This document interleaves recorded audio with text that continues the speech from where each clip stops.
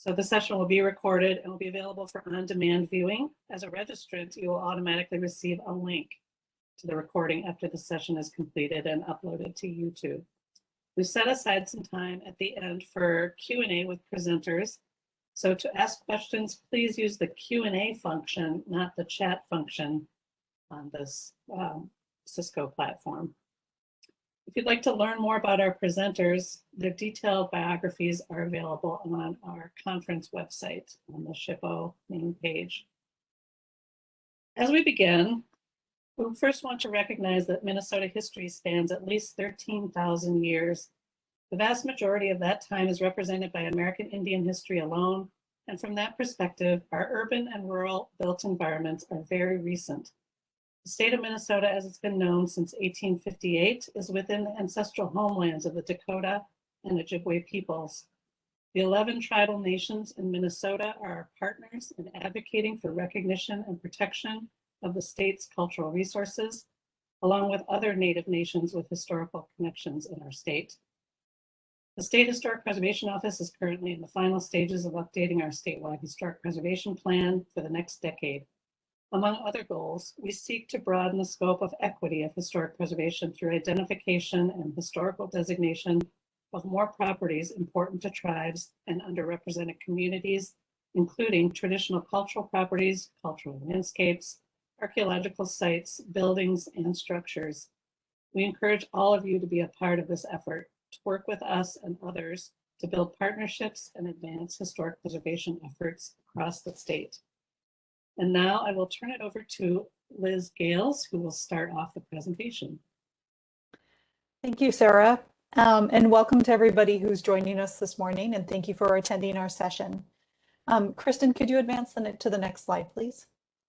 So as Sarah mentioned, the four of us that you will hear present today, a little bit of background. We all worked on this project for the city of Minneapolis. Jason was sort of the project manager for the city and helped to come up with this idea. And he'll be sharing some of the background on how they helped this project come to be, especially if this is something that may be of interest to you and the communities that you are in. Charlene Roise, who was head of Hess Roise at the time, was the lead historian and project manager who kind of helped envision the framework that we used for this historic context and study. I worked with Charlene on that. And Kristen Zschomler, who is with Sound History and now with Mead and Hunt, worked with us. She has a lot of specialist knowledge related to the Minneapolis Sound, R&B, and funk community. So we are all going to be presenting today at different times. Please bear with us if we have any little technical glitches as we go on. But we're going to get started with Jason discussing how this project came to be. Thank you, Liz. As Liz mentioned, I'm going to talk a little bit about how this project got started, who was involved, and how we all kind of made it happen. The idea for the project started to take shape when I was looking at the range of historic context studies that the city has done over the years, and there's a really great variety of neighborhood movie theaters, public schools, Native American context study, streetcar era development, and many more. But being a music nut like I am and others on this panel are as well, it struck me that documentation of the city's music history was something that would make an excellent context study. So the idea sort of marinated for, I would say, a couple of years. Then in 2016, April of 2016, tragically, Prince died. And there was this great interest in his legacy and his history and what he meant to the city of Minneapolis. So I think that's when it really became clear that this was something that we needed to make happen. And I happened to be managing some of our preservation functions at the time and was in a position to really get the wheels moving on this.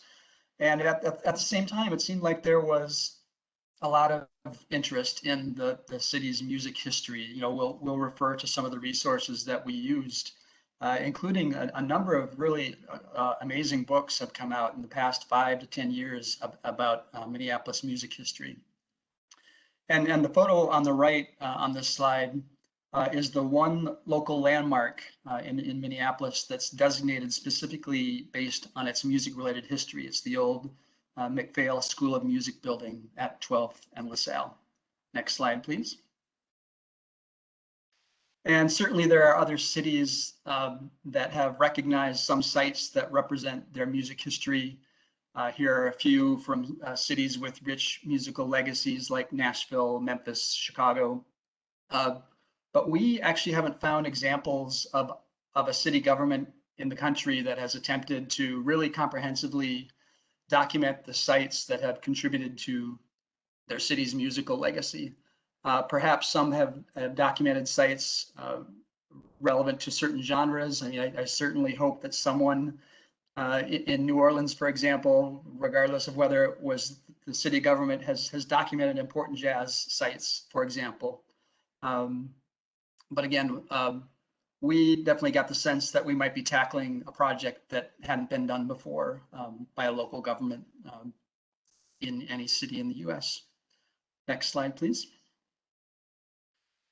We decided to end the time frame of the study in 2000, covering about 150 years. So a lot of really important things have happened in Minneapolis music, of course, since 2000, but you know, that's starting to get to be fairly recent history. So we will let people in the future tackle the beginning of the 21st century on. We weren't going to limit ourselves to just a few genres. It's probably not accurate to say that we covered all genres.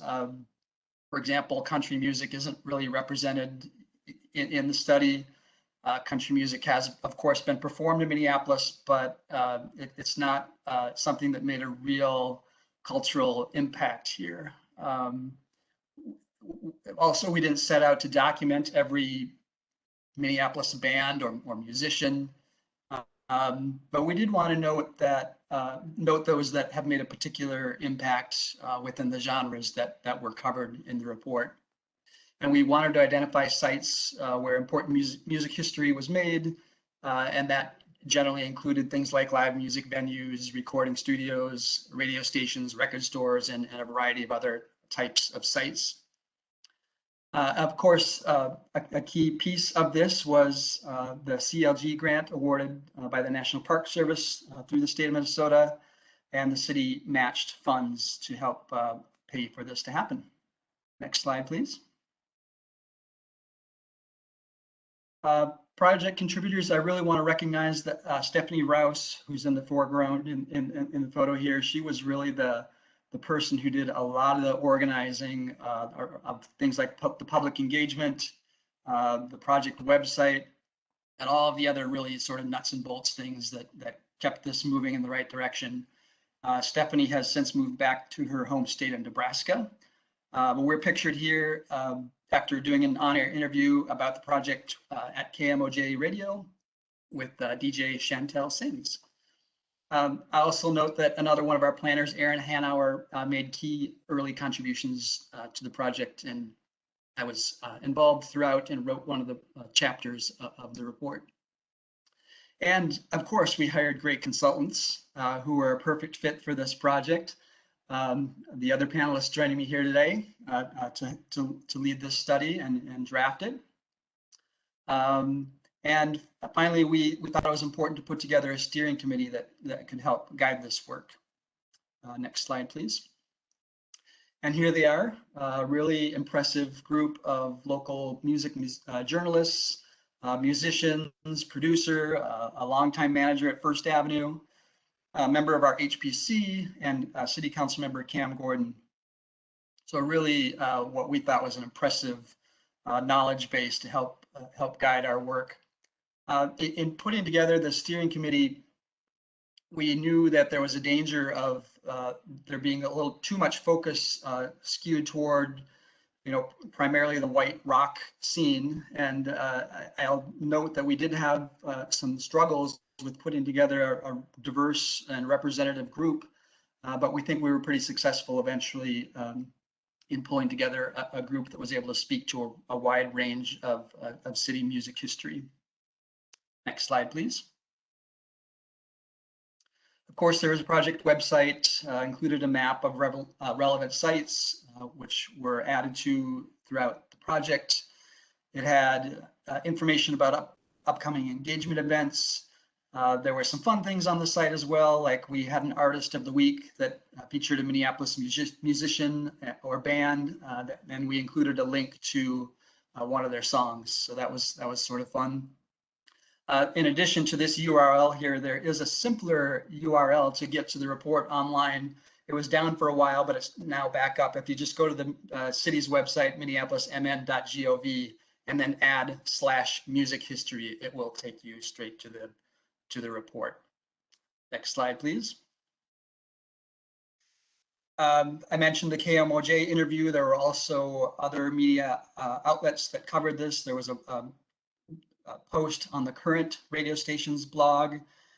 Fox 9 TV did a short story. Stephanie wrote a piece for Hennepin History magazine, and Preserve Minneapolis did a blog post about the project. Next slide, please. Of course, social media was a piece of our engagement, using our department and city Twitter and Facebook accounts to promote the study and let people know about the artist of the week. One thing that our communications people pointed out to us, we at first thought, well, we should create a Twitter or Facebook page just for this project. And a smart communications person says, no, we've got thousands of followers already. You don't want to have to build thousands of followers from the beginning of your project. So we used the social media outlets that we already had. Next slide, please. We included an online survey to hear about the musicians and music-related sites that are important to people. We distributed this flyer in Minneapolis record stores, including right before Record Store Day, when we knew that a lot of people would see it. So people were able to weigh in that way as well. Next slide, please. And we had some events. We had an event at a local tap room, event in the lobby at Orchestra Hall during a Vocal Essence concert. We had a table at a farmer's market, and then held an event at the Capri Theater as well.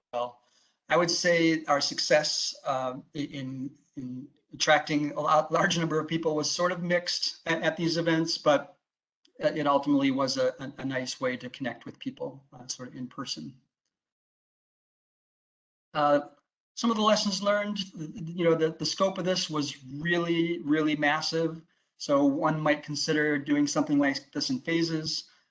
Perhaps in a smaller community, there might be a little bit more opportunity to have it be as expansive as possible without doing in phases. As I mentioned, we've got some music nuts on this team, and that helps a lot. People who are passionate about the subject, and then develop and deploy engagement and communication strategy to keep the focus of the public and the steering committee. We used a variety of channels to reach out to people, some more successful than others. We had some people really passionate about music learn about it pretty late in the project and say, gosh, how was I supposed to know about this? And we felt like we were really using a lot of channels to get the word out about it, but it's difficult to reach everybody who might be interested in a project like this. And the steering committee, we got some really valuable information from them. In hindsight, I think there should have been an effort to be a little bit more clear with the steering committee about kind of what we were looking for from them, and have a strategy for keeping our meetings with them a little bit more focused, because they kind of turned into a little bit of chaos now and then. But again, we did get some really valuable information and just kind of storytelling from some of those really knowledgeable members that was really valuable. I think at this point, actually midway through these lessons learned, I'm going to turn it over to Liz to pick it up. Yeah. And when Jason says chaos, he means that we would literally lose an hour just listening to the stories being told about experiences at different venues. For example, why the bathroom at one club was really bad. And so they would go to the gay bar across the street because that was a much nicer bathroom when you were playing a gig. So there was lots of really great stuff, although we couldn't quite figure out if we could work it all into our report. As Jason mentioned, community outreach through the steering committee and public engagement was important. And we have it on here in a couple of different ways twice. The steering committee members really did yield valuable information and were willing to share the names and contact information for other members of their various communities who were also willing to speak to us. And so I think that if we were able to do this project again, we would maybe try harder or focus the public engagement a little bit different, as Jason mentioned. Of course, at the time, we weren't quite sure what we were, when you're writing the thing, you may not know exactly how things are going to go. And so, lessons learned after that fact. The public engagement piece could be really, really vital. And as we talk on about the report and our other case studies that we're going to present today, I think that we're hoping that in the future, the city will come back to this context and expand on some of the sections further, perhaps with members of the community contributing more or helping to author more in-depth sections of the contexts. And because what we really did was start a framework. As Jason mentioned at the beginning, our research was so big, 150 years since Euro-American settlement and the founding of the city was kind of the focus. So we were trying to figure out with research. We looked at a lot of published stuff, and we'll talk about a little bit about that later. But one of the things we realized was having those existing printed or online or recorded online interviews and other primary sources was really key to getting at figuring out where there was buildings and other resources in the built environment that related to music history.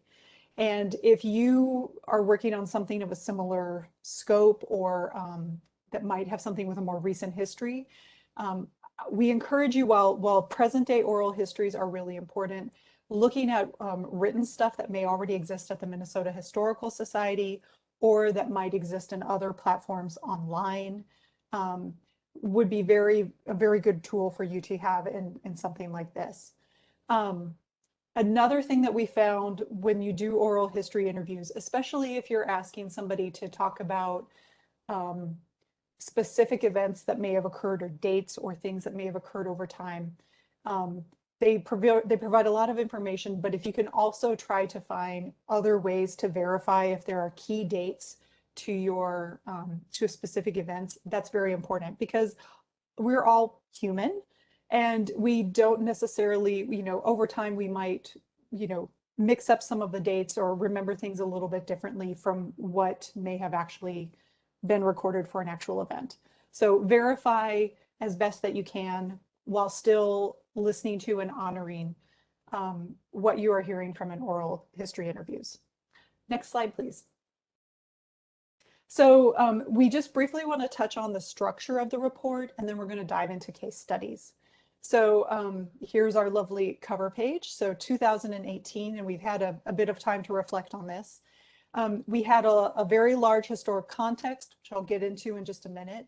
And then we also worked to identify property types, which included how music could be shared in different ways. So there were performance venues, there might be writing, practice, and rehearsal spaces, recording spaces, distribution, so that would be the record stores and radio stations, symbolic significance, which I'll touch on in a minute, and then you have the categories of churches, schools, and more, where people might be learning about music every single day through educational parts or are participating in music through spiritual and religious ceremony. So we focused very much on trying to identify the first few of these because I think one could argue that churches and schools are going to have a strong connection to music no matter what. And we really only scratched the surface with our property types section in the report. And so that is something that would need to be expanded more. We also included a case study of the West Bank / Cedar Riverside neighborhood. And Charlene's going to come back and talk about that in a little bit. Next slide, please. So our historic context, and thank you for coming because I know we are up against a presentation on how to write a historic context. Our historic context was focused on musical genres, but also on chronological order. So we had a brief statement really about Native American music and recognizing that Native American history is so rich and predates Euro-American settlement and is much deeper than the period we're covering. We realized very quickly on that it would be better. We were not expertise in Native American music, and we felt that the Native American community and our members from the Native American community would be better in writing the context. And so that is definitely one area that I would hope the city would come back to and fill out a little bit more. We also focused a little bit on religious and classical with an emphasis on 19th century venues. A lot of early 19th century venues in Minneapolis were churches where there might be religious services, but there also might be concerts that were held. And then a lot of the early theaters, which may have presented what we now consider classical music, although there are subgenres of that. And then getting into the 20th century, we had jazz, blues, folk, the Minneapolis Sound, R&B and funk. Minneapolis Sound, of course, grew out of R&B and funk. The rock, pop, punk alternative scene. We also were able to touch upon Latino music and the hip hop genre. Although the hip hop genre has had a lot going on since 2000. And so that is definitely a context that we're hoping will get fleshed out as more time occurs. And I just wanted to highlight a few of our groups here in this slide. You can see in the upper left, Percy Hughes Orchestra, and the lower left is Las Hermanas Rangel out of St. Paul. These are all musical sisters of the Rangel family, who are very important in Latino music history in Minnesota. We have Husker Du, looking slightly disgruntled up in the upper right corner. And then we have a singing group performing outdoors, which happens a lot here in Minnesota in the summertime. Next slide, please. Coming back to sources, and you can see on the slide actually a lot of the books and resources that we used. We were very fortunate that in the last 5 to 7 years, there have been several books written not only about Prince, but about the alt-punk rock scene in the 1980s and 90s here in Minneapolis, and articles covered by the Current, as we mentioned, Andrea Swenson, who I think is, I don't know that she's with the Current anymore, but you know, really there's just been a lot of really great scholarship, which helped us because a lot of our topics were in the recent past. And we were looking at things through the lens of the National Register standards and criteria. So having things published is really important in National Register documentation. Just coming back again to our steering committee members, as we mentioned, they provided a ton of useful information. Maria Isa Perez, for example, helped put me in contact with members of the Latino community who were willing to do interviews with me and help talk about different places where Latino music has been performed in Minneapolis and also in the larger Twin Cities area. MnDOT had also recently completed a statewide multiple property documentation form for properties associated with Prince. And I think that this was, Kristen can talk about that a little bit more, but this was a really big part of Minneapolis music in the 20th century was Prince and the Minneapolis Sound that he was the center of.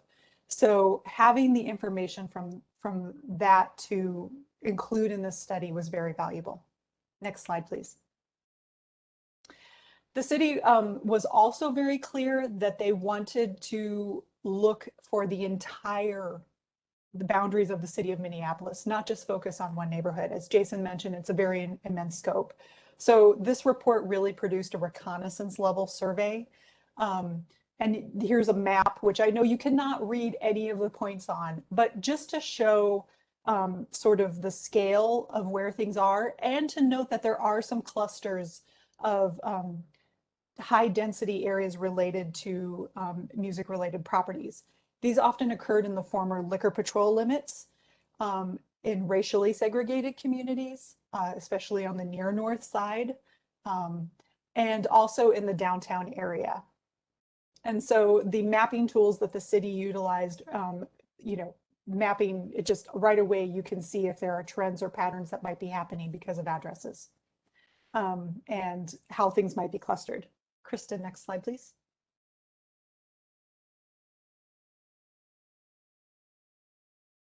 Thank you. So what were the results of this? We identified over 200 properties, and that includes extent and not extent, so properties that have also been lost. The city has a running list of those properties. And by the way, if you know of something, I encourage you to contact the City of Minneapolis Heritage Preservation Commission staff and let them know so that they can add on to their list. This study, we really picture it as a framework at a very high level that we have filled in, a fair amount of history. It is a several hundred-page document, but in some areas we have only scratched the surface. And that was because we had a limited amount of time to complete this report in, and we also had a limited amount of budget. And so we really hope that sections or genres or can be revisited and maybe expanded onto or fleshed out a little bit more in the future. The other thing was, there was obviously a very big focus on Prince. He is probably one of the most famous musicians, I should say, from Minneapolis. Not to, make fun of the Replacements or Husker Du, but, Prince is known worldwide. And so there was a lot of focus on Prince as an individual, but there are several key artists in the city that we were not able to dig into and necessarily hunt down all the places where they may have rehearsed music, where they may have lived, and that influenced their musical education and what would become their professional career. So there are definitely ways that we could have expanded upon by focusing on other artists in the city of Minneapolis. And Kristen, would you like to say a little bit about building design and sound engineering? This has a little bit to do with recording studios and other things that we found out. If you could speak on that. Yeah, it basically, the focus was more on sort of just identifying places and maybe looking at it through like a criterion A lens of, association with music, but we didn't spend time looking at how some of these recording studios were designed and if there could be like a criterion C or a building design engineering aspect to some of these places where recordings occurred. So that should also be explored in the future. Definitely.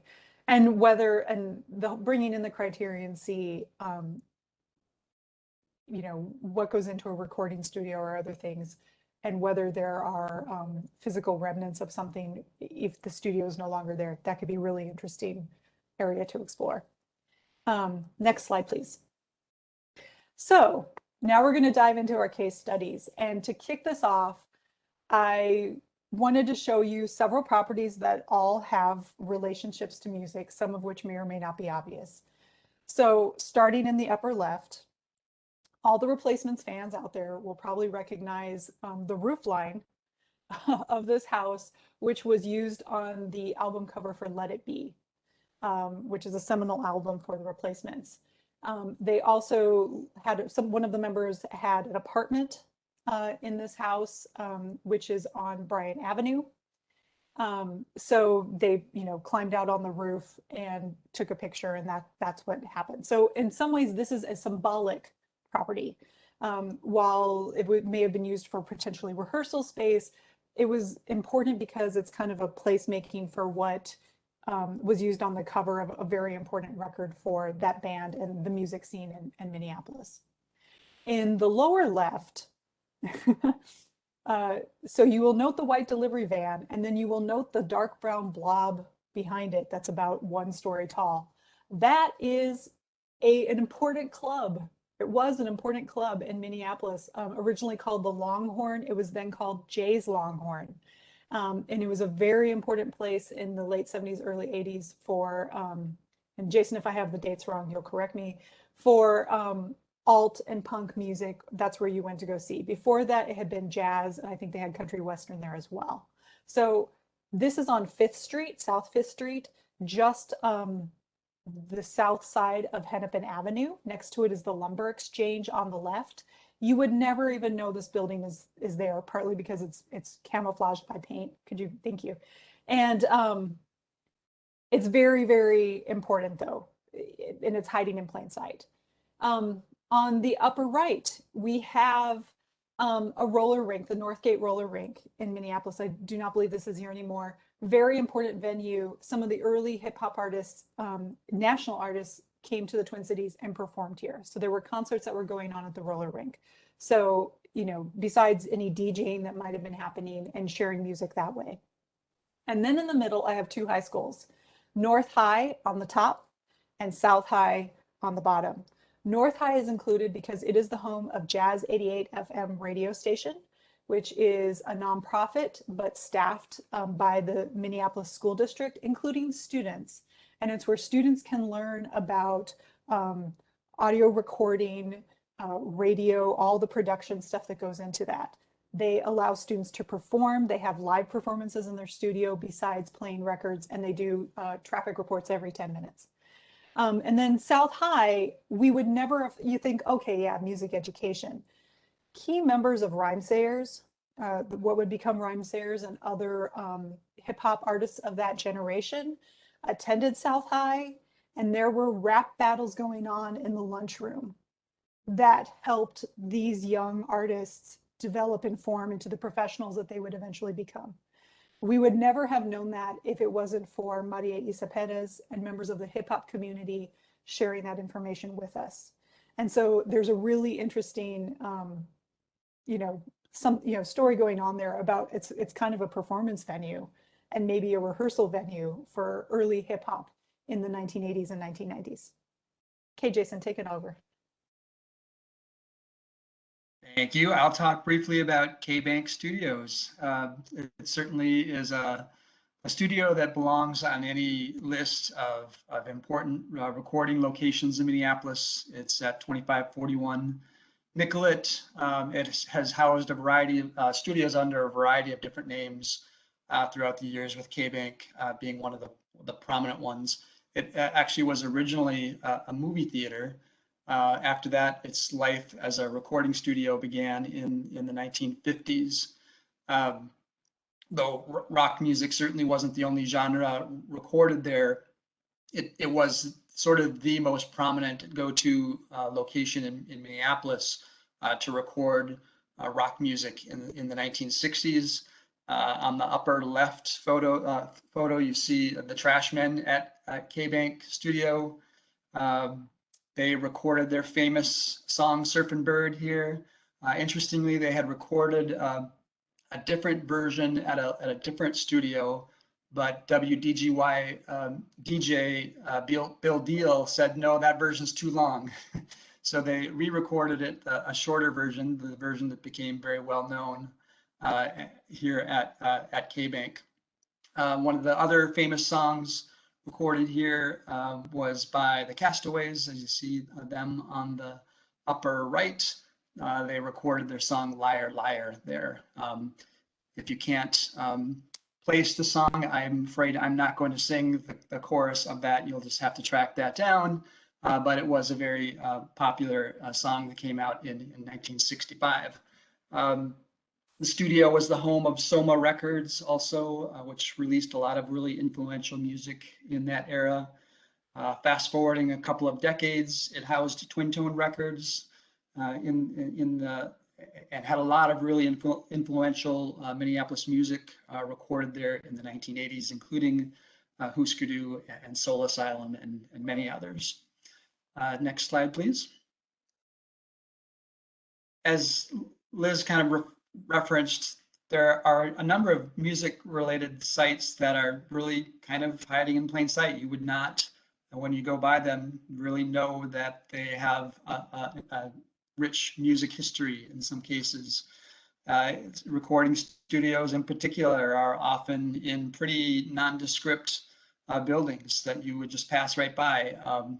Having spoken with a couple of studio owners over the years, one thing that is kind of interesting is that they don't like to put big signs out front letting the general public know that there's a lot of really expensive equipment in this building.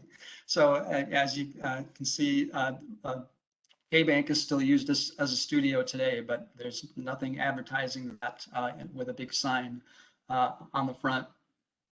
On the lower left is a home at 1514 Oliver Avenue North, where Jimmy Jam's first band, Mind and Matter, recorded their first album in the basement. And on the lower right was one of the locations of Moon Sound Studio, located briefly in this location on 28th Avenue South. It's been in multiple locations, but Prince recorded demos at this site in, I believe, 1976. Surrounded mostly by residential uses. It's, again, just sort of a little storefront building that there are many that exist throughout the city, and you would pass right by it without knowing that there's this interesting musical legacy there. Next slide. I think I'll turn it over to Charlene. So I'm going to talk a little bit about the Cedar Riverside case study. This is an area that we identified as a potential historic district. Just to give you background, if you don't know the location, it's at Cedar and Riverside in Minneapolis. It's right near the west bank of the campus of the University of Minnesota, which was established in the 1960s.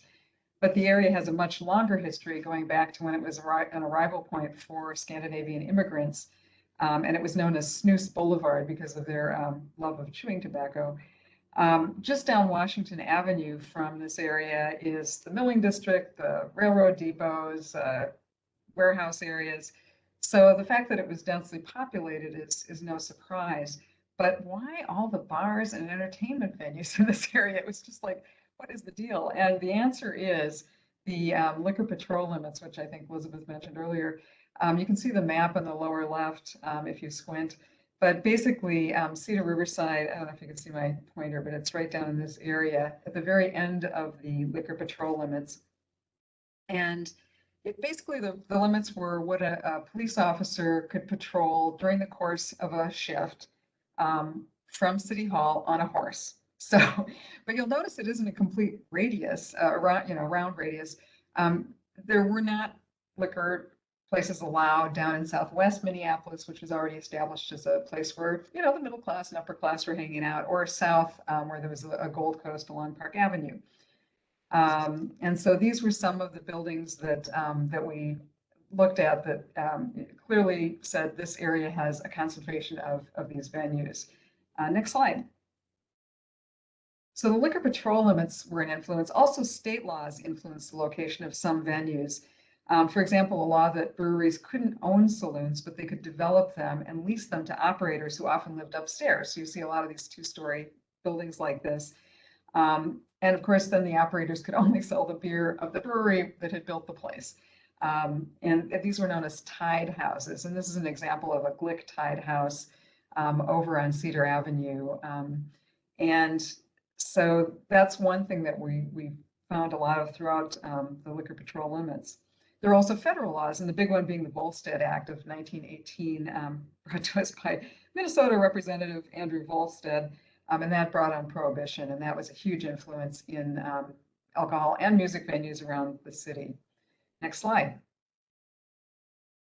There's really an urgency to identifying music-related places, and not that every Glick's had music, but just as an example here, we did a survey of about 40 tied houses in the Cedar Riverside area, and only a handful of them were left at that point. You can see the ones in bold are the ones that are still there. So there's just a lot of attrition of this resource type.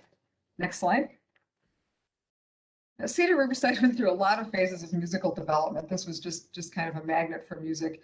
But one of the most prominent periods was the coffee house scene of the 1960s and 70s, when it was bursting at the seams with folk music and blues and singers like Bob Dylan, Kerner and Glover, Willie Murphy, on and on. And some stayed, and they kept the music scene very lively over in that area for decades thereafter. Next slide. An example of a very important property from that period is the coffee house extempore at 321 Cedar. And you can see it in its prime on the left with the arrows pointing towards the door. You couldn't miss it in those days. But then the photo on the right shows what it looks like today. Now you could easily walk past that building now and have no idea of its history. And so this highlights the critical importance of historical research for this type of study. You can't just look at buildings. You have to dig deeper. Next slide. And here we have the Triangle Bar at 1822 Riverside. The research that you have to do might not be exactly the type of research you're used to dealing with if you've done a lot of building histories. You might end up scouring alternative newspapers like Minnesota Daily, the Twin Cities Reader, City Pages, which began in 1979 as Sweet Potato. And you'll be looking at ads and just trying to figure out the string of history from there, because really this is all primary research. A lot of these places nobody's studied before. It's certainly not for this particular context. Architecturally, the Triangle Bar has been looked at a lot, but not necessarily for its music history. And doing this research can be a lot of fun. For example, who would want to celebrate Frozen Potato Month in February? Come on, it's cool. Next slide. Another example of a property type that is not always obvious, but can be very influential in the music history of a community are radio stations. And here, Fresh Air Radio, KFAI, gave us a nice hint with this sign. So sometimes you luck out. And they also had some really good publications that they did. And thank goodness some of those have been preserved. But again, you have to hunt around for them. And sometimes they're in people's private collections. Next slide. And then buildings, of course, get repurposed a lot and might have multiple reasons for significance. As I mentioned, Triangle Bar is interesting architecturally, but also for its music history. This building was originally built as a fire station in the West Bank, and now it's got turned, so that was historically significant, and now it got turned into the historically significant Mixed Blood Theater. You can see the Riverside Towers right behind it. So that's, you have to kind of look for the different layers of history that are presented by these buildings. Next slide. And then there are extremely important businesses like the Electric Fetus record store and head shop, of course, that moved around. It started in 1968 at 521 Cedar. And by 1969, the owners faced misdemeanor charges, actually over a poster in the store's window depicting a nude couple resembling President Nixon and his wife, Pat. This helped make the business a huge success with the counterculture. It actually drove a lot of business to the Electric Fetus, and it expanded across the street in October 1969. The Fetus kept putting on, the name, just implies what kinds of folks these were. They're very innovative. And they just couldn't stop the naked thing. So in March of 1972, they held a naked sale, and they offered a free record, album, and pipe to each completely naked customer who came in. And about 50 people took advantage of the offer. And around this time, and perhaps because of the naked sale, they lost their lease to this building. And they had to move away. They had trouble finding another space, and they couldn't find anyone in Cedar Riverside who would rent to them after all of this. And by the way, both of the buildings they were in there are no longer there. But they moved away from Cedar Riverside to South Minneapolis, and that's the building on the right, to the corner of Franklin and 4th Avenue. And they eventually bought the building and expanded into what had been a hardware store next door. So the Fetus is very proud of its history. As you can see, they were celebrating 25 years back in the 90s. And it's just for a record shop to survive is obviously a huge feat, and especially an independent one. So should the current site be considered historic? I certainly think a case could be made for it. Conveniently, the business is already 50 years old, and it will be in this location for 50 years in 2022. So maybe it's something in the future. Next slide. So lessons learned. Keep asking why. Why is there a concentration of activity or not? What effect did prohibition have on the resources in your community? Are there bigger forces at play? You know, did the city have some zoning things that forced music venues into a certain location? Dig beyond appearances. This is not going to be about pretty buildings, although the joint is certainly an eye catcher, I've got to say. But in National Register terms, be on the lookout for criteria A and B, less so than C. And you know, if you get them all, that's great. But doing historical research is going to be crucial for this. And you have to look into sources you typically maybe aren't used to using. And because significance is probably going to be related to historical significance rather than architectural significance, be sure to be carefully considering all aspects of integrity and don't get completely hung up on design materials and workmanship, because sometimes that's not what the essence of these places will be. And also these resources and the related research materials tend to disappear, so there's an urgency to identifying them. And so with that, I will pass it on to Kristen. Thank you, Charlene. I am going to talk now about preserving the Minneapolis Sound. Sorry. So when Prince performed one of his first national television shows, it was on American Bandstand, and Dick Clark famously said after he and his band performed, "This is not the kind of music that comes from Minneapolis, Minnesota." Prince actually kind of played with Dick and was like, "Where?" And he's like, "I know." So, you know, this idea of the Minneapolis Sound, when it first started to emerge in the late 70s and early 80s, you know, took a lot of people by surprise, because they would think of Minnesota as very like Scandinavian area, which certainly was, but the city's African-American population was relatively a small percentage, and there weren't things like dedicated radio stations for you know, Black music. So a lot of the famous musicians who became the architects of the Minneapolis Sound grew up listening to rock music, you know, Led Zeppelin, Santana, as much as they were listening to R&B and funk. So the Minneapolis Sound is truly the type of music that should come from here, because this really was sort of the perfect, you know, place where all these different genres came together and created what is, you know, now referred to as the Minneapolis Sound. So the Minneapolis Sound really incorporates R&B, funk, rock and roll. New wave was also a really important element. So some of the sounds that were coming out in the early 80s were fully incorporated into that. And, you know, there's this very, when you hear a Minneapolis Sound song, you can instantly recognize that it's got very heavy synthesizer use. It's got sort of that rock edge to it and that new wave element. And here we see some of the key artists from Minneapolis who are sort of known for the Minneapolis Sound. As we've mentioned before, Prince, you know, is probably our most famous musician. You know, one could argue Dylan, but of course Dylan got out of here and Prince chose to stay in Minneapolis. But it's not just about Prince. He certainly was the musical genius and often, you know, considered the architect behind it. But there were a lot of people who contributed to the development of that sound. You know, Des Dickerson really brought in the new wave element. Alexander O'Neill really had that soul background. Jimmy Jam and Terry Lewis, I'm going to talk a little bit about them. Prince, you know, I think certainly is at the top, but Jam and Lewis, their contributions to the creation and the spread of the Minneapolis Sound is just unparalleled. The way that this all started for me was actually prior to the start of the study for the city of Minneapolis. At the time, I was the head of the cultural resource unit at MnDOT, and shortly after Prince's passing, we got notice, you know, reading a newspaper article about his passing and sort of highlighting places associated with Prince. This house over here in the upper left was shown as being his childhood home, where he wrote his first song at the age of 7 called Funk Machine.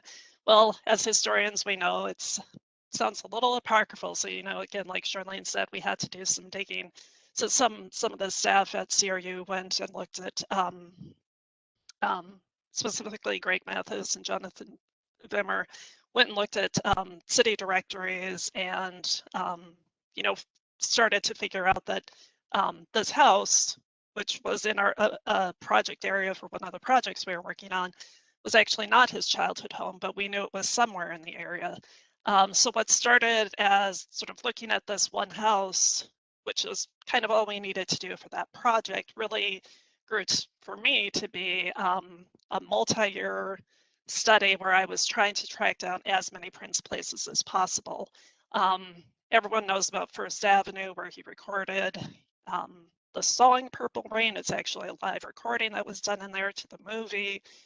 We know about Paisley Park, where he lived for many years and recorded, but that was, you know, sort of the second half of his career, and it's located out in Chanhassen and doesn't really have that connection to Minneapolis. I really wanted to understand that his journey from the north side to Paisley Park and what were the places along the way that sort of helped Prince.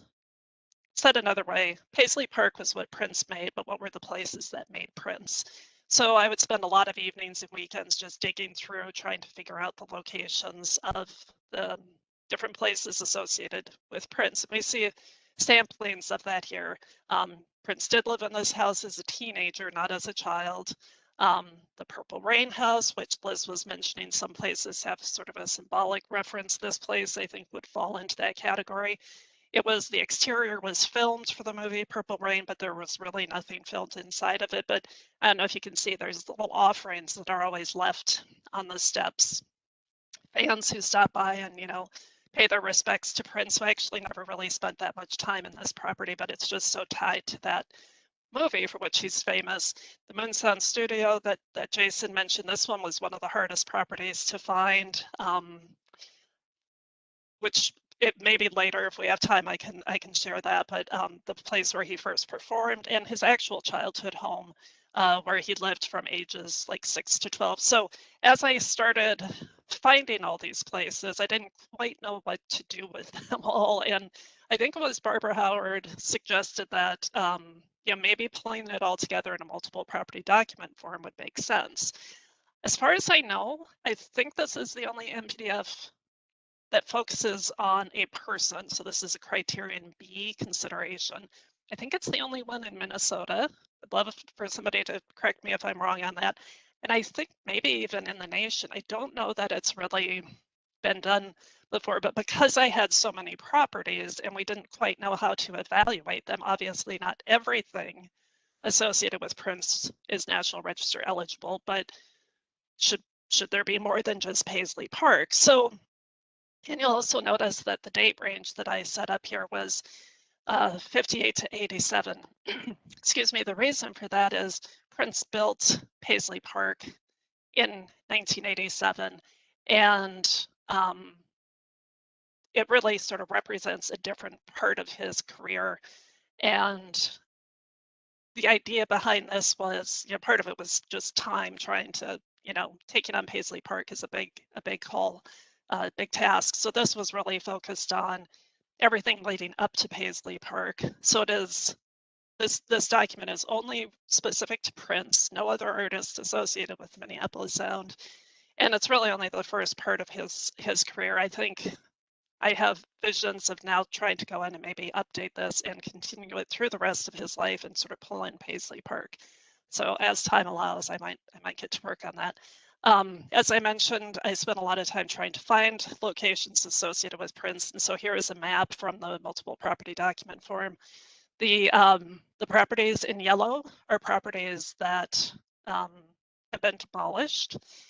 The properties in red are ones that in the MPDF I say have, they appear to meet the registration requirements.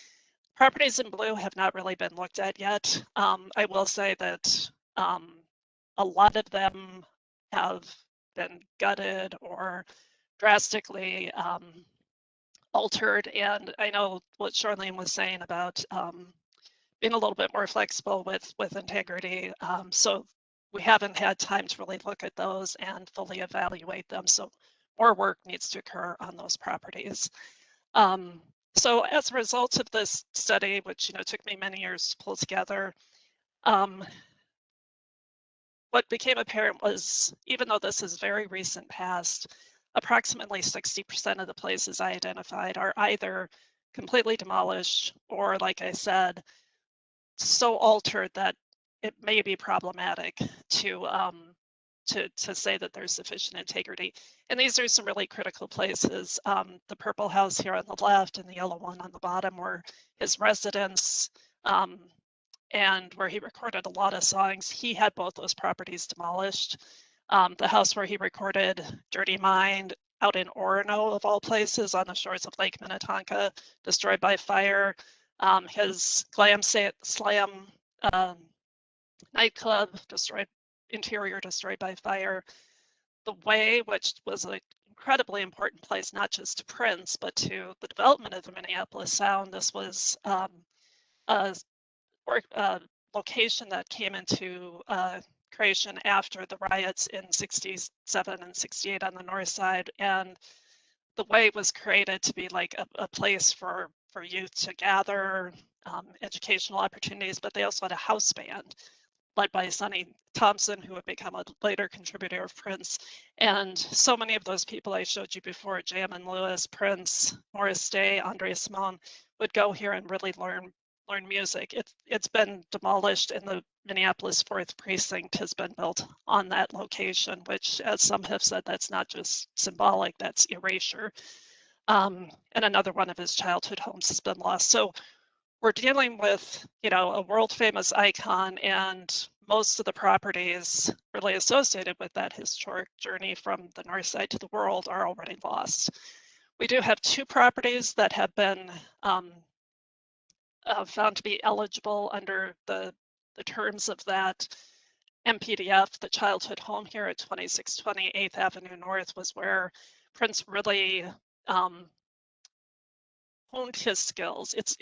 It is a bit more of a challenge to get a childhood home recognized, especially when you have other properties associated with a person's productive career. But I built the argument for this property that because Prince, as a child, was singularly focused on music, this is where he mastered the piano. It's where he would learn to compose songs he wrote about himself, buying records from Aretha and Ray Charles and James Brown, and he would play the record while he sat at the piano and figured out the chords and mimicked the way they shaped their mouths or the way they sounded. So he was really honing his skills at an early age in this house. So it was determined eligible as part of the Blue Line project. So that one's been determined eligible for listing on the National Register. And then on the other side, we have Sound 80 Recording Studio, which I know Barbara Howard talked a lot about in one of the earlier presentations this week. I'm going to just touch on a few things. So Sound 80 was a recording studio. It was built in 1971 and operated until the early 80s, roughly 1981. We see some images here again from the outside. It may not look like much. It's now at a sound engineering lab called Orfield Labs. If you want, you can take a tour here and go inside. They have the world's quietest room that you can go take a tour and stand inside. It's very freaky. But you can see that the studio spaces are still intact. They even have some of the original equipment here in the building. Sound 80, we see an artist representation here. It was not quite built that way. But Sound 80 was founded by Herb Fellhofer, who you see here on the upper left, and Tom Jung, who is a sound engineer. Phil was more of a composer. The two of them worked at K-Bank, which Jason talked about, and they were frustrated by the owner not willing to invest in equipment. There would often be during recording sessions and somebody would flush the toilet and you could hear it like in the recording studios. So they got frustrated and decided, as Herb said, to build the best damn recording studio in the world and build it here in Minneapolis. So they set off in the late 60s to secure financing and lot, this is in the Seward neighborhood, to build Sound 80. Sound 80's legacy is, this idea of having like the best recording studio in the Twin Cities, if not the Midwest or even beyond that. It only operated for 10 years. There were some key recordings that happened there, but a lot of these were sort of one-off recordings, right? So, you know, the Suicide Commandos, very important to the alt punk scene. They recorded an album here. Bob Dylan fixed what many consider to be a masterpiece, Blood on the Tracks. He had recorded it in New York at A&R Studios, but it was kind of lifeless. And he rented Sound 80 for a couple days and worked with some city musicians who actually didn't get credit until recently. But if you can go online and you can listen to the New York sessions and you can listen to the Sound 80 sessions, you can really see how these songs were elevated. Prince, when he was 18 years old, got a manager who set up time for him to like be in Sound 80. And this is where Prince said he got hip to polymogs and Linn drum machines. Sound 80 invested in a lot of these new technologies of recording equipment. And so this is where he really honed his engineering. He wrote, performed, recorded, did all the engineering on demo tracks that then landed him a recording contract with Warner Brothers when he was 18. He'll always say he was 17, but he was 19 at the time. And he came back to start recording his first debut album For You here. The song Funky Town was recorded here. Cat Stevens recorded some songs off his Is It So album. And the world's first digital recording to win a Grammy was recorded here on 3M equipment. So again, really important elements in music history. It was found to be exceptionally significant because it was less than 50 years at the time. This got nominated last year. You know, it started 71 and ran through 81. It was found eligible under Criterion A for Music and Arts. And this went in along with the multiple property document form on Prince, who was deceased, which the National Register seems to have an easier time making associations with people who are no longer living. So I also though want to step outside of Minneapolis for a little bit to just talk about some of the things that Sarah was sort of mentioning in the beginning about how I feel we need to do better with representation of African American. Sorry, I was just going to go back for a second and say, with these two properties being found eligible or listed, the number of properties associated with African Americans in Minneapolis doubled. So prior to this, there were two other properties that were known of to be eligible. So, you know, considering Minneapolis has the highest population density of African Americans and, you know, broad important aspects of history, it's, you know, why are there so few properties associated with African Americans? So Flight Time Studio in Edina, this operated, so it opened only 8 years after Sound 80 closed, and it operated from 89 to 2003, which was only 17 years ago or so. The studio was run by, we have Jimmy Jam Harris III. Born and raised in Minneapolis. I have found where his childhood home is. And Terry Lewis, who grew up in Omaha and then moved here when he was a teenager. Both these gentlemen were great musicians. They were in battles of the bands here in the Twin Cities. Lewis had the band called Flight Time. Jam was in the band Mind and Matter, which we saw where they recorded their debut album.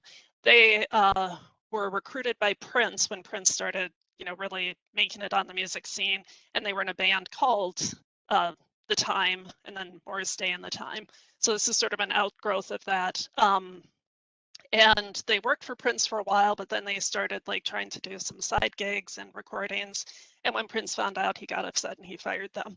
So the duo was working with like SOS and Climax, and they had a studio at 4330 Nicollet Avenue South called Flight Time, and they did some really important recordings there with like the Human League, and most notably with Janet Jackson for her Control album, and the recording of her follow-up album, Rhythm Nation 1814. it was through that success that they had at that station. They basically took the Minneapolis Sound and, you know, really spread it beyond the Twin Cities artists. So Janet, not being from the Twin Cities, you know, she takes that sound, she adds to it, they're adding to it. And they became very wealthy gentlemen. They had multiple businesses under their you know, record label and that. And so with that, they moved the studio in '89 out to Edina in this building at 4100 West 76th Street. It was an existing building. They modified it to make it into a studio. And with this money and influence that they had in the industry, they really focused on promoting African-American artists who weren't getting fair consideration in the music industry, especially local artists. So that Jam and Lewis is they are the most successful producer duo in all of music history. They wrote, produced, recorded, played on hundreds of songs that were recorded by famous African-American artists in the Edina studio. Some of the times they would go elsewhere to work with famous artists, but the Edina studio was where they ran their business and created so many critical albums. They did the post-production work on Janet's Rhythm Nation, which was huge, but her next two albums that were recorded there, Janet Period and then The Velvet Rope, were such massive albums. And actually the negotiation between these two albums, Janet became the highest paid musician ever, not the highest paid African-American, not the highest paid woman, the highest paid artist ever because of the success of her work with Jam and Lewis at the Edina Studios. Like I said, they promoted a lot of underrepresented musicians. They won numerous Grammys and other prestigious awards. Here we see in 1992, when they were in the Edina studio, they were named Songwriters of the Year. They got that many times throughout their career. Basically, no other recording studio in Minnesota produced the number of hit albums, soundtracks, and songs from such a diverse range of artists. Paisley Park may be close, but I don't think that there was as the scope of so many artists as we had at Playtime. Unfortunately, this building was found to be not historic, and this is where I want to encourage people to think about what how the National Register can be limiting, especially with underrepresented or historically marginalized communities. So why was it found to be not exceptional? Part of it was that the date was further away from the 50-year guideline than like Sound 80. So even though it started operations within 8 years of Sound 80, because it continued till 2003, that was part of the concern. Jam and Lewis left Minnesota after 9/11 because it was hard for them to get artists to come in. They moved to California. There's no other, and they've stayed there. There's no likelihood they're going to come back. So I've tried to argue that, you know, this represents their most significant influence here, but it was found to be not eligible. And also because Jam and Lewis are still living, it's harder to make a case than if one or both of them was deceased. So we have lost the Playtime studio in Edina. We've lost residences associated with Jam and Lewis. And even though the recording studio, the first Playtime recording studio, is extant at 4330 Nicollet Avenue South, it is now a remodeler. And I've talked to them. I think one of the studio spaces is still intact and being used as the office, but other ones have been destroyed. So again, looking at this integrity issue, it's lost a lot of integrity. So, you know, I'm just wondering what the future is of the Minneapolis Sound. You know, there's lots of places associated with this, but a lot of them have been lost. We're also at the beginning of a really burgeoning music heritage industry. I myself have taken thousands of people on tours to see some of these places. People really want to connect to the places where the sound developed, but, you know, will there be any stories left to tell? I think whether we're talking music history or we're talking anything to do with the recent past, you know, the recent past tends to be vulnerable because of the 50-year guideline. It's not a rule, it's a guideline. And there is a way to build an argument for something being exceptionally significant, but that does create a higher bar. And that's because of that, I think a lot of things are getting missed. Here we show some properties that were associated with music history that have been lost, some due to the riots, some because redevelopment is going to occur in those locations. This is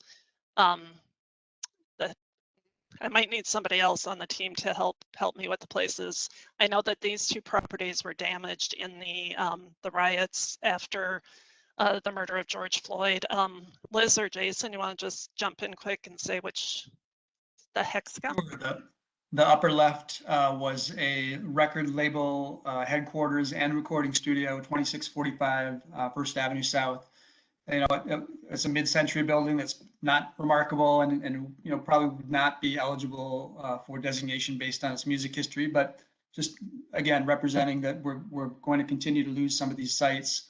The upper right, somewhat recently housed El Nuevo Rodeo, and then the Hexagon Bar on the bottom. Both of those second and third photos are buildings that, as Kristen mentioned, were destroyed during civil unrest last year. So I will wrap up by saying that the lessons learned from the work that I've been doing, I just question what is the value of 50 years? It is an arbitrary date. I know it was established to say, there's enough time passed so that, we can have perspective. Why do people, why is it better off if somebody is dead because they might do something more historically significant in the future? Then we can go back and reassess previous places. But as the people with the authority and the ability to determine what is historic, I encourage us all to either, work with the Park Service to see how these can be changed. If you can write a good context and you can build a good story, the date shouldn't really matter. But even until that day comes, again, as the professionals who have the authority and the ability to do this, let's look at these things through a more flexible lens so we can have a more diverse national register. And with that, I turn it back over to Jason. Thank you. So we think that a lot of elements of this study can be applicable to a variety of communities, including much smaller communities than Minneapolis. Of course, there are some obvious sites like ballrooms, which are found still throughout the state. But music history can be found in a lot of different settings, as we've covered some of in this presentation. Here are two of the sites that where Buddy Holly stopped on his final tour leading up to his tragic death. The Armory in Duluth on the left, and then the Cato Ballroom on the right were both stops on that tour. And the photo in the middle, I believe, is of Buddy Holly performing at the Armory. Next slide, please.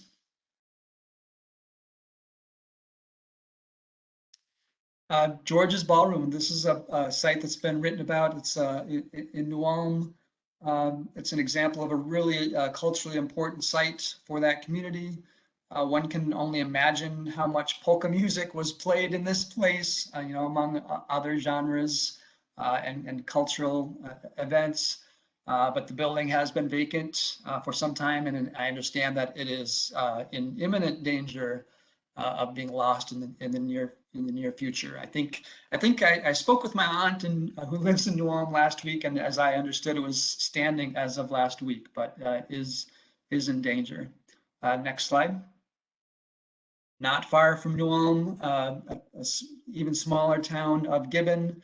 Has an old ballroom still standing, being used for storage now, but they hosted Polka Days Festival for a number of years, and it drew many thousands of people from throughout the region and the country. Next slide. Opera houses are found in smaller downtowns throughout the state. Here are examples in Litchfield and Hopkins. In spite of their names, they included a lot of music, other types of music, and hosted events that had nothing to do with opera, but were just important cultural centers in their communities. Next slide. So thank you, Jason. Just to sum this up, and Kristen and Charlene might chime in as well. This is our almost last slide. as Kristen has mentioned and as Charlene have mentioned, we've learned a lot from the Minneapolis music context that that buildings may hold stories that you are completely unaware of. And in this case, it was focused on the music context. I know many people who are watching this presentation may be familiar with First Avenue. We wanted to share with you a lovely tinted postcard from its original use as a Greyhound bus terminal. And if you were to see the building as it is today with its billboards on the roof, you might think, oh my God, it's heinous. It's better. Look at this lovely rosy view from the 1950s. This was in America, was great. Everything's super. This is what the building should look like. What's happened to it is terrible. And everybody presenting on this presentation with you would fight you for that comment, because we think the story of First Avenue is much more significant and more important than its history as a Greyhound bus terminal in downtown Minneapolis. So we want to challenge you, as Kristen said, to give buildings that may be already considered historic or that you may have already overlooked a second chance. Do the research. If you've heard the rumor, try to hunt down that loose end and try to find out about that story, because as you can see, hopefully from what we presented today, there are lots of compelling stories and histories out there that I think a lot of people in the world would love to know about, and it would be great to appreciate and preserve the resources that we have. Kristen, Charlene, do you guys want to chime in on some of these other lessons that we've learned? Covered it from my end. So yeah, I'm wondering if there are any questions from folks. Yeah, thank you, Kristen, Charlene, Liz, and Jason for your presentation. Excellent presentation. Covered a lot of ground. Oh, that's a great final slide. I'm just checking. We have about 10 minutes left. We have still some participants. And if anybody has a question, please type it into either the chat or the Q&A feature here. I can also do this amazing thing where I unmute people if somebody really would rather ask their question. So participants are actually unmuted right now. If anyone has a question.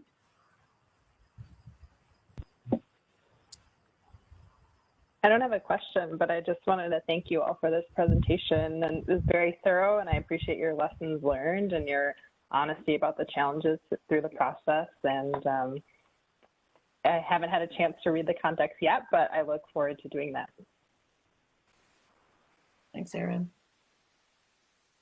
So I have a question while people are pondering their questions. I understand the study was a reconnaissance level survey, which ended with identification of, what was it, about 200 properties? Okay, so did those properties, were there findings that sort of left off for the next stage did you filter down a set of properties that were recommended for phase 2, or all recommended for further phase 2 survey and evaluation, more intensive level? Or are there some that are there different categories of evaluation that are recommended out of that study?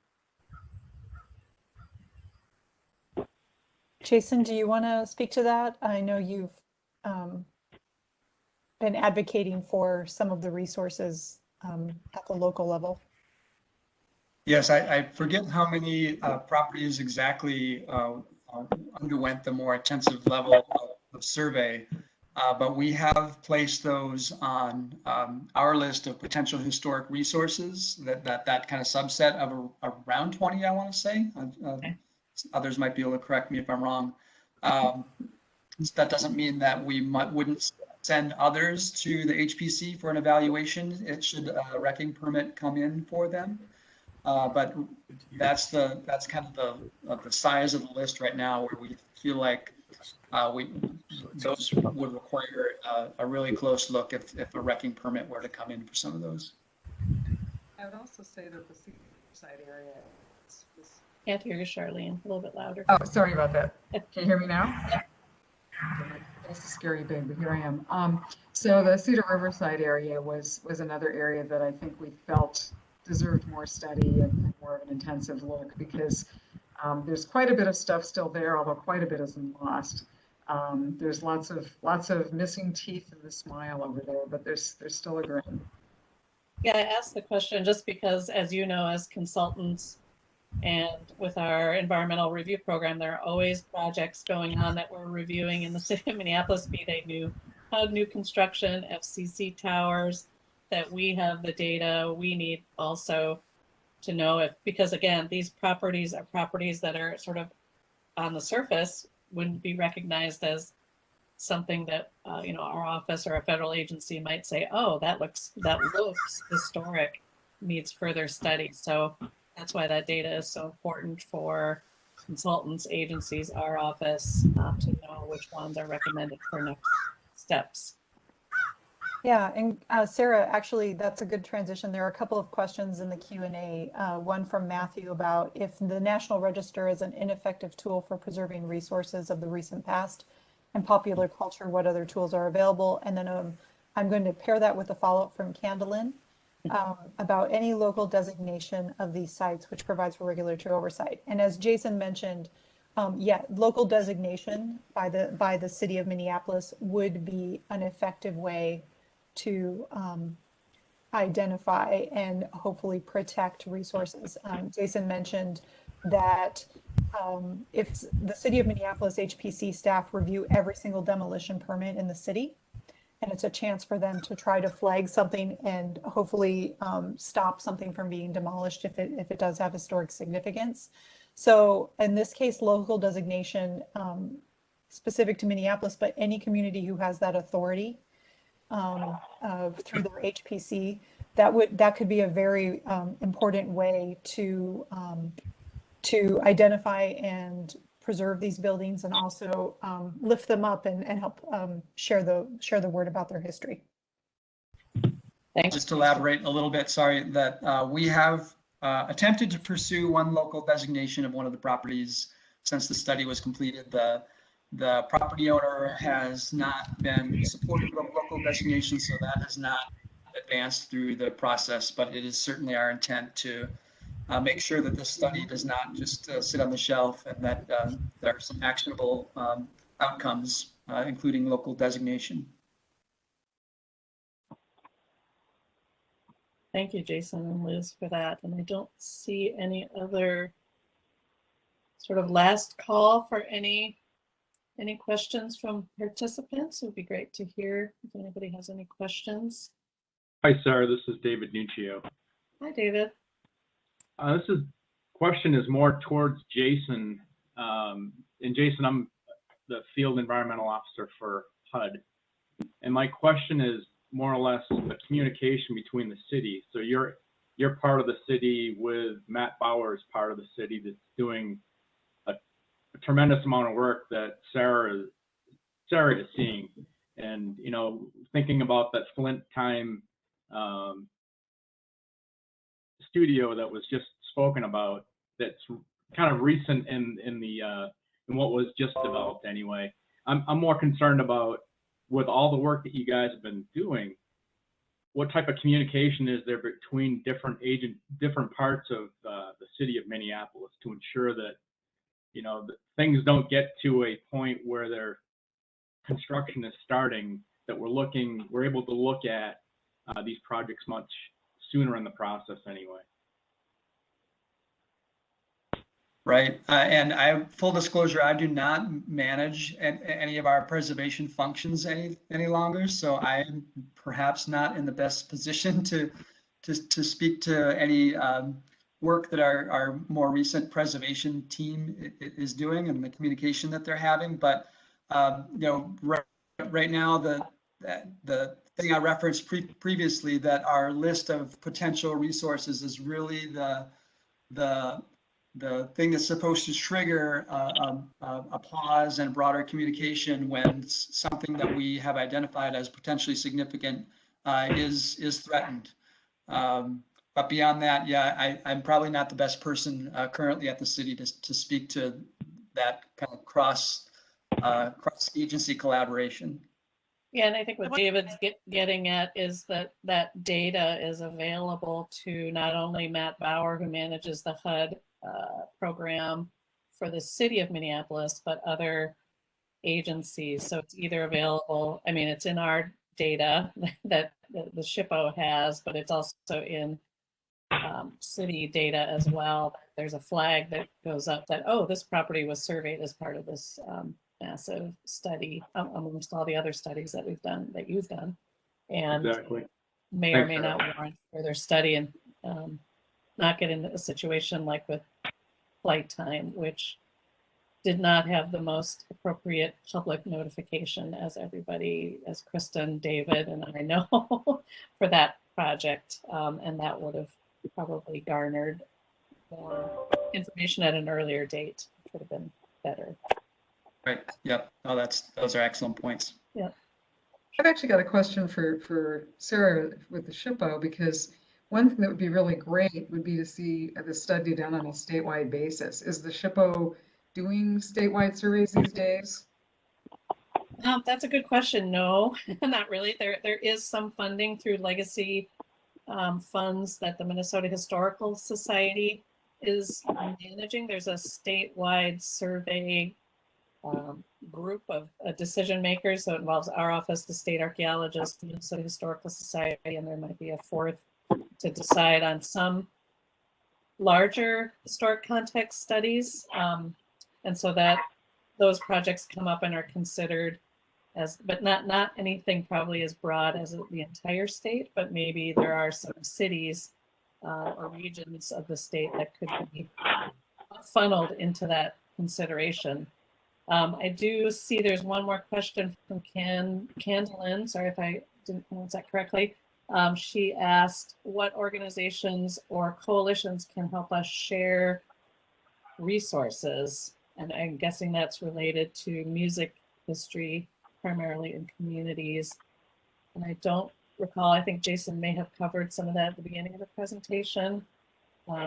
Obviously the State Historic Preservation Office, we're trying to organize the historic context studies, the MPDF that Kristen did for Prince, sort of building this collection of resources. Yeah, Preserve Minneapolis, which is a local nonprofit, has walking tours during the warm months. And Kristen, I know you've conducted walking tours with them. And last year, we also, Charlene and Jason and I, contributed to a digital tour about music that wasn't related to Prince in the city.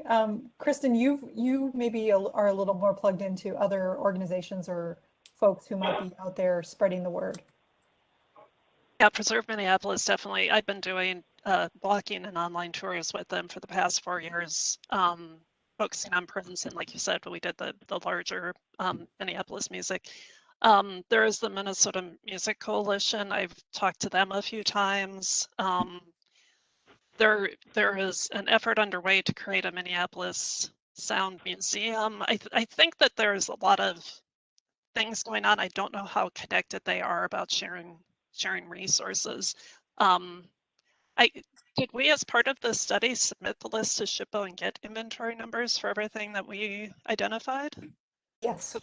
We did. Okay, so that Yeah. is all in. So I guess SHPO, having people do those, data requests to get those is probably the best way to. So Candlin has said she's watching from Chicago, so that's great. Oh. Thank you for watching this presentation. Popular music site preservation, so national organizations. I do know yesterday our keynote speaker, and I'll just say this briefly because I know we're now at our time. But, Brent Legg, who is the director, and I am not going to get the name of the organization correct, and I don't have it up in front of me. It's a branch, or it's a sub-organization under the National Trust for African American History, and I know they've done. There's designation of John and Alice Coltrane House, Nina Simone's house. So check the National Trust page and look for that sub-organization or that center that he directs, because I know they've been focusing a lot on music history for some of those National Trust sites.